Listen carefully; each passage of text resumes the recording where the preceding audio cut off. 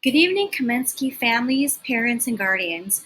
My name is Vivian Bisanaya, and I'm one of the school social workers here at Kamensky School, along with our new social worker, Julie Babiar, who's going to be working with our kindergarten through second graders this year, and our school social work intern, Maritza Garcia, who is going to be working with our dual language classrooms, as well as our Spanish-speaking students and families.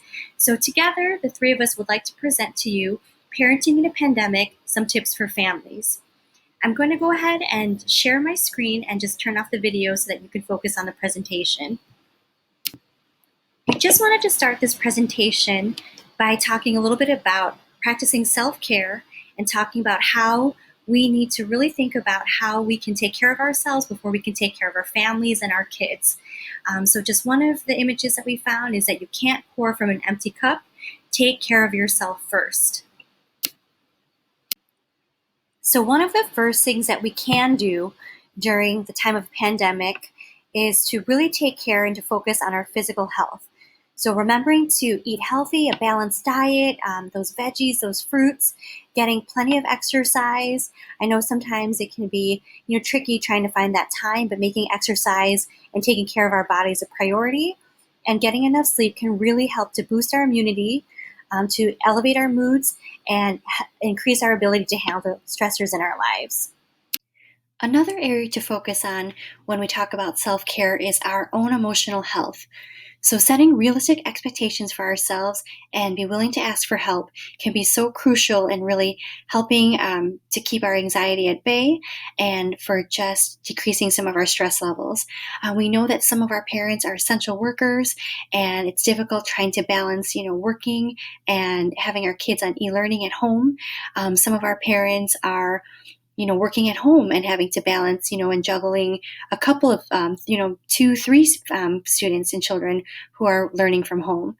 So just trying to find a schedule that works for your family, and asking for, of course, family members, neighbors, community members for help if they're willing, can make such a difference. Remembering to take time for yourself every day. So as hectic as life can be, making sure that we really take time to just take a break, and just have that downtime for ourselves. And, that can look like anything from de-stressing by taking walks, spending some time outside. If you are one to practice yoga or mindfulness, having time to just even talk to some family and friends over the phone, FaceTime, just chatting with them can really help. And also keeping a gratitude journal, and writing down 3 things that you're thankful for each day can really help us to just keep things in perspective and to really focus on the positive things and things that we're grateful for, even during this chaotic time in our lives. Another tip that we'd like to share is creating and keeping healthy routines for your family. So routines can help to create a sense of order during the school day and offers children some reassurance during this very uncertain time. So we know all kids, little kids, kids in elementary school, middle school kids, teenagers, they all benefit from routines that are somewhat predictable, but also can be somewhat flexible. So our morning routines, just because we might not be leaving the house to go to school, we can still have our kids get dressed, remember to brush their teeth, eat a breakfast before they transition into their Zoom lessons for the day and their academic learning for the day when they're at home. It's also important to remember that physical movement breaks are really important for developing children. Active, quiet playtime, having some time outside to get some fresh air, to run and use some of those gross motor skills, and then also having that time set aside for socialization. So whether that might look like FaceTiming with friends, calling friends, maybe even if your family allows it, having some time to, connect online for video game time. All of those things can be ways that kids can socialize during this time. And then also having our evening routine. So towards the end of the day, whether we want to have some family time, making sure that our kids are taking a bath or showering before bed, brushing their teeth again, reading a story, and then really trying to avoid some of that screen time, at least an hour before kids do have their bedtime, can really help them to fall asleep much easier when it's time to go to bed. Hi everyone, my name is Julie Babiar and I am the new social worker here at Kamensky. And like Vivian said, I will be working with our kindergarten through second graders. I am so excited to be a part of the Kamensky school community and I'm looking forward to being able to support you all this year. So now I am going to pick up where Vivian left off and continue with presenting some parenting tips that we can use during this pandemic.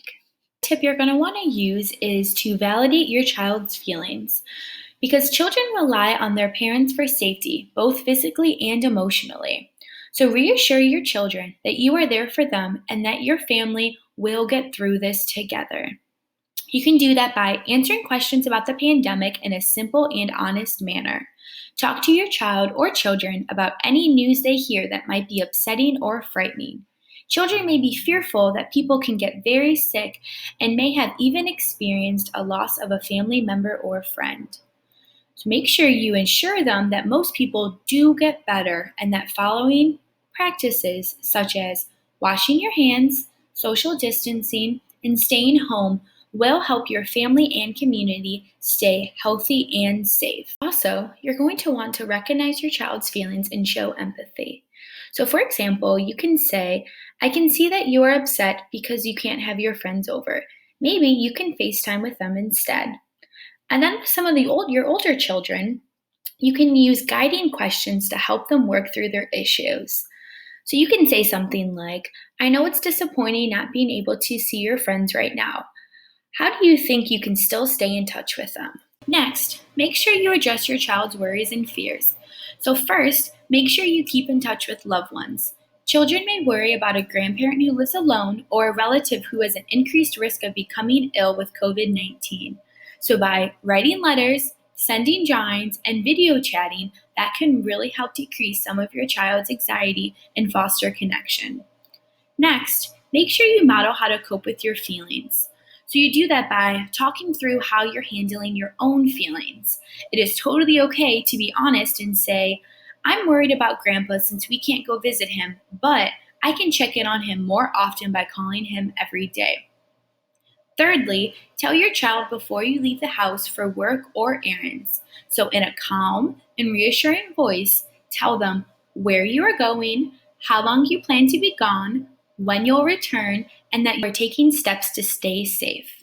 Lastly, share positive thoughts about the future. Tell them that scientists are working very hard to figure out how to prevent people from getting sick and that they are developing treatments to help them get better. Lastly, use positive discipline strategies. Young children may not have the words to describe their feelings, which makes them more likely to act out. This then can cause parents to get upset, especially if they are already stressed. And with your older children and teens, they may be extra irritable as they are missing out on times with their friends and having special events being canceled. So, some ways you can help your children manage their emotions and behavior is number one, teach your children your family's expectations. Two, redirect negative behavior. Sometimes children misbehave because they're either bored or they just don't know any better. So, help them find an appropriate activity to channel all that energy into. Third, focus your attention on primarily positive behaviors. Notice when your child is following your family's behavioral expectations and then point it out by praising success and letting them know when they're doing good.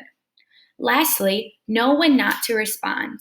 I know this can be difficult at times, but as long as your child is not doing something dangerous, ignoring the negative behavior can be an effective way of reducing or stopping it as long as you are giving them attention for their positive behavior. In conclusion, I will end with these two quotes. The first one says, if it takes a village to raise a child, it takes a village to support that child's parent. So with that being said, Vivian and I, and everyone else here at Kamensky, want you all to know that we are here to help and support you. So please do not hesitate to reach out if you have any questions or concerns or need any extra support. We are here to help. Lastly, every day brings us a choice to practice stress or to practice peace. I know it can be very easy to get caught up in all the negativity and uncertainty going on around us, but just know that your children do pick up on how you're acting. So try your best to be a great role model to your children by staying calm and positive. Also, make sure you are taking care of yourself. So finally, let's all just take a nice deep breath and know that we are in this together and that we can do it.